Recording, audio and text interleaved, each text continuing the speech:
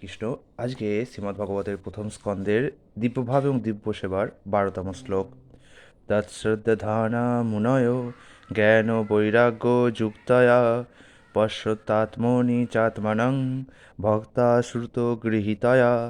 অর্থাৎ অপ্রাকৃত বস্তুতে সুদৃঢ় ও নিশ্চয় বিশ্বাসযুক্ত মুনিগণ জ্ঞান এবং বৈরাগ্যযুক্ত হয়ে শাস্ত্র শ্রবণজনিত উপলব্ধি অনুসারে ভগবানের প্রতি বিময়ী সেবার দ্বারা তাদের শুদ্ধ হৃদয়ে পরমাত্মারূপে সেই তত্ত্ব বস্তুকে দর্শন করেন।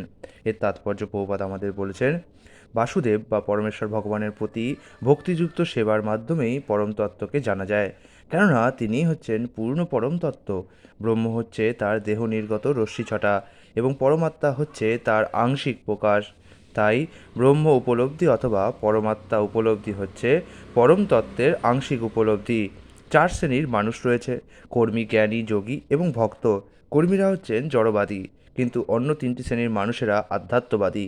সর্বশ্রেষ্ঠ আধ্যাত্মবাদী হচ্ছেন ভগবত ভক্ত, যারা পরমেশ্বর ভগবানকে উপলব্ধি করতে পেরেছেন।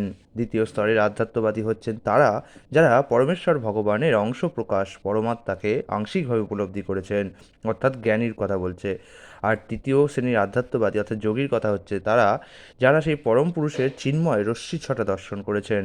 ভগবদ্গীতা এবং অন্যান্য বৈদিক শাস্ত্রে নির্দেশিত হয়েছে যে পরমেশ্বর ভগবানকে জ্ঞান এবং বৈরাগ্যযুক্ত ভক্তির মাধ্যমে কেবল জানা যায়। আমরা ইতিপূর্বেই জ্ঞান এবং বৈরাগ্যের মাধ্যমে কিভাবে ভক্তিযোগ অবলম্বন করা যায় এ বিষয়ে আলোচনা করেছি। যেহেতু ব্রহ্ম উপলব্ধি এবং পরমাত্মা উপলব্ধির পন্থা দুটি, অর্থাৎ জ্ঞান এবং যোগ পরম তত্ত্ব উপলব্ধির অপূর্ণ পন্থা, এই দুটি। ভগবত ভক্তি পূর্ণ জ্ঞানের ওপর প্রতিষ্ঠিত এবং জড় বিষয়াসক্তি রহিত বৈরাগ্যযুক্ত, এবং তদুপরি তা বেদান্ত শ্রুতির ভিত্তিতে প্রতিষ্ঠিত। এই পূর্ণাঙ্গ পন্থাটির মাধ্যমেই কেবল ঐকান্তিকভাবে অনুসন্ধিৎসু মানুষেরা পরম তত্ত্বকে উপলব্ধি করতে পারেন। তাই ভগবত ভক্তির পন্থা অল্প অল্প বুদ্ধিসম্পন্ন আধ্যাত্মবাদীদের জন্য নয়। 3 রকমের ভক্ত রয়েছে, যথা উত্তম, মধ্যম এবং কনিষ্ঠ। কনিষ্ঠ ভক্ত হচ্ছে তারা যাদের যথার্থ জ্ঞান নেই এবং যারা জড় বিষয়ের প্রতি বৈরাগ্যযুক্ত নয়, কিন্তু তারা মন্দিরে ভগবানের পূজার প্রতি আকৃষ্ট। তাদের বলা হয় প্রাকৃত ভক্ত। প্রাকৃত ভক্তরা পারমার্থিক উন্নতির থেকে জড় বিষয় লাভের প্রতি বেশি আসক্ত। তাই এই প্রাকৃত ভক্তের স্তর থেকে মধ্যম অধিকারী স্তরের উন্নীত হওয়ার জন্য ভক্তকে সর্বতোভাবে চেষ্টা করতে হবে। মধ্যম অধিকারী ভক্তি স্তরে ভক্ত ভক্তিমার্গের 4টি তত্ত্ব দর্শন করতে পারেন, যথা পরমেশ্বর ভগবান, ভগবানের ভক্ত, ভগবান সম্বন্ধে অনভিজ্ঞ মানুষ এবং ভগবত বিদ্বেষী।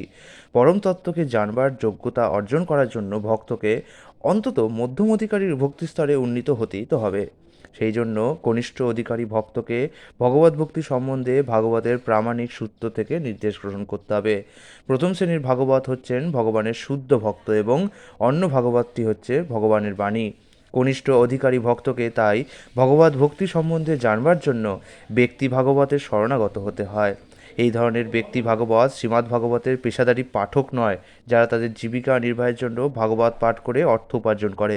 যথার্থ ব্যক্তি ভাগবত হচ্ছেন তিনি যিনি ছিল সুদ গোস্বামীর মতো সুখদেব গোস্বামীর প্রতিনিধি, এবং যিনি অবশ্যই জনসাধারণের সর্বাঙ্গীন মঙ্গলের জন্য ভগবত ভক্তির মাহাত্ম্য প্রচার করেন। কনিষ্ঠ ভক্তের ভগবানের কথা শ্রবণে কোনো রুচি নেই বললেই চলে। এই ধরনের কনিষ্ঠ ভক্ত পেশাদারী ভাগবত পাঠকের কাছে পাঠ শোনার অভিনয় করে, কিন্তু তাদের এই পাঠ শোনা ইন্দ্রিয় তৃপ্তি ছাড়া আর কিছু নয়। এই ধরনের কলুষযুক্ত শ্রবণ এবং কীর্তনের ফলে সর্বনাশ হয়। তাই এই ভ্রান্তি সম্বন্ধে সকলকে খুব সতর্ক হতে হবে। পরমেশ্বর ভগবানের পবিত্র বাণী শ্রীমদ্ ভগবদ্গীতা ও শ্রীমদ্ ভাগবতে বর্ণিত হয়েছে। এই বিষয়টি নিঃসন্দেহে অপ্রাকৃত বিষয়, কিন্তু তাহলেও তা পেশাদারী মানুষের কাছ থেকে গ্রহণ করা উচিত নয়। কেননা সর্পের জিহার স্পর্শে যেমন দুধ বিষে পরিণত হয়, ঠিক তেমনই এই পেশাদারী পাঠকদের মুখ থেকে শ্রীমদ্ভাগবত শুনলে তার ফলও বিষবৎ হয়। তাই ঐকান্তিক ভক্তকে তার পারমার্থিক মঙ্গল সাধনের জন্য উপনিষদ, বেদান্ত এবং পূর্বতন আচার্য অথবা গোস্বামীদের প্রদত্ত গ্রন্থাবলীর মাধ্যমে বৈদিক জ্ঞান গ্রহণ করার জন্য প্রস্তুত হতে হবে। এই সমস্ত গ্রন্থাবলী শ্রবণ না করলে যথার্থ উন্নতি সাধন করতে পারে না কেউ। শ্রবণ এবং অনুশীলন না করে কেবল লোক দেখানো ভক্তি আচরণ করা সম্পূর্ণ অর্থহীন, এবং তার ফলে ভগবত ভক্তির পথে এক রকমের উৎপাতের সৃষ্টি হয়। তাই শ্রুতি, স্মৃতি, পুরাণ অথবা পঞ্চরাত্র আদি শাস্ত্রসমূহে প্রদত্ত বিধিবিহীন লোক দেখানো ভক্তি তৎক্ষণাৎ বর্জন করতে হবে। অনধিকারী মানুষকে কখনো শুদ্ধ ভক্ত বলে মনে করা উচিত নয়। বৈদিক শাস্ত্র থেকে প্রাপ্ত জ্ঞানের মাধ্যমে পরমাত্মা রূপে নিরন্তর পরমেশ্বর ভগবানকে দর্শন করা যায়, তাকে বলা হয় সমাধি। এভাবে 12 ব্রহ্মসূত্রকে আমাদের ভক্তের সম্বন্ধে বোঝানো হয়েছে। হরে কৃষ্ণ।